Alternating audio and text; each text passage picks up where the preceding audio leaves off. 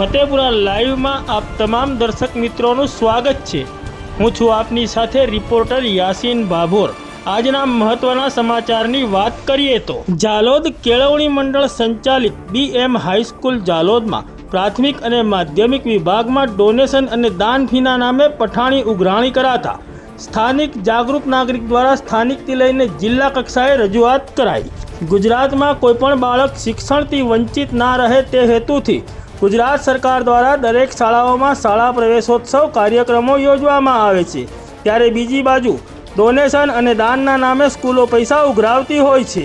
તેમજ રાજ્યના શિક્ષણ મંત્રી દ્વારા વિવિધ પ્રાસંગિક ઉદ્બોધનોમાં કહેવામાં આવે છે કે માતા પિતાએ પોતાના બાળકોને ફક્ત સમયસર અને દરરોજ શાળાએ મોકલવાની જવાબદારી જ નિભાવવાની છે, કારણ કે બાળકોના અભ્યાસની ચિંતા આપણી સરકાર કરીને તે માટેની તમામ વ્યવસ્થા કરી છે। ત્યારે જાલોદ નગરમાં આવેલી જાલોદ કેળવણી મંડળ સંચાલિત BM હાઈસ્કૂલના પ્રાથમિક અને માધ્યમિક વિભાગમાં કેળવણી મંડળના સભ્યો અને શિક્ષકો દ્વારા ત્યાં ભણતા વિદ્યાર્થીઓને વારંવાર પૈસા બાબતે હેરાન પરેશાન કરવામાં આવે છે અને બાળકો તેમજ વાલીઓને બોલતા હોય છે કે અમે અહીંનો બધો ખર્ચો કર્યો છે જે તમારે જ આપવો પડશે તેમ કહીને દરેક ધોરણ અને વર્ગ દીઠ ₹2600 ઉઘરાવવામાં આવે છે, તેમજ ડોનેશન પેટે ₹2000ની માંગણી કરવામાં આવે છે।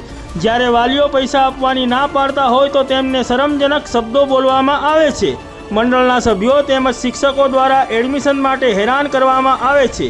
આ રીતના તમામ આક્ષેપો સ્થાનિક જાગૃત નાગરિકે કર્યા છે અને જાલોદ તાલુકા સહિત દાહોદ જિલ્લામાં જિલ્લા કક્ષાએ DO ઓફિસમાં આ બાબતે અરજી પણ કરી છે અને જાલોદ ખાતે આવેલી તાલુકાની વિવિધ સરકારી કચેરીઓ અને શિક્ષણ વિભાગને લગતી અધિકારીઓની કચેરીઓ ખાતે વાલીઓએ મૌખિક અને લેખિત રજૂઆત પણ કરી હોવા છતાં આજ દિન સુધી કોઈપણ જાતના આ સંસ્થા સામે શિક્ષાત્મક પગલાં લેવામાં આવ્યા નથી અને હજી સુધી નાના બાળકો એડમિશન ન થતાં શિક્ષણથી વંચિત છે।